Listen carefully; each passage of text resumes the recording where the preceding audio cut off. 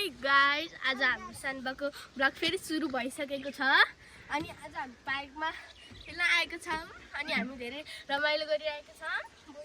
उता चाहिँ उता देखाइदिनु होला प्लिज। हाई। अनि बहिनी चाहिँ अब माथि खेल्न जान्छु बहिनी भन्छ। अनि यो चाहिँ मभन्दा ठुलो छ, यी हाम्रो बहिनी सानो बहिनी हुनुभएको छ। अनि बहिनीको फ्यामिली सानबा र सानी हो, मेरो सानी अनि सानबा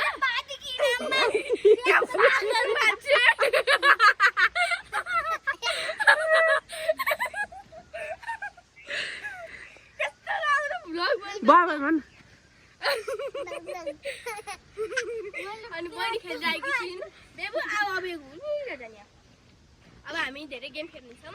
हामीले उता ढिकिचाउ खेल्यौँ, हामी कम्पिटिसन गरेको थियौँ सानबा र सोनी। तर पहिला चाहिँ सानबा एक्लै हुँदाखेरि मैले र सानले जितेँ, पछि सोनी र सानबाले जित्नु भयो। अनि हामीले धेरै उता हाम्रो सानबा चाहिँ आउनुहुन्छ यहाँ। अनि हाम्रो सानी चाहिँ आफ्नो फेस देखाउनु न सानी। हेलो। अनि हाम्रो सानी चाहिँ आउनुभएको छ। यो हाम्रो भाइ छ, चकचकी भाइ, लास्टै चकचक गर्ने। अनि यहाँ हाम्रो क्युट सी बेहेन हुनुभएको छ। क्युट त हेलो। कोसँग आएको? यता चचे आएको। कोसँग आएको?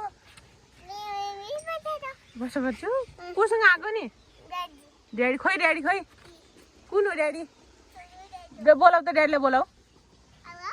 ड्याडीको नाम के हो नि? विष्णु भन्देऊ न। अनि सानो मामुको नाम के हो? मामुको नाम सुशीला हो। हाम्रो बहिनीलाई सबै हामीले सिकाएको छौँ। अनि हामी सबैले सिकाएको छौँ। बहिनीलाई यस्तो राम्रो संस्कार दिएको छौँ।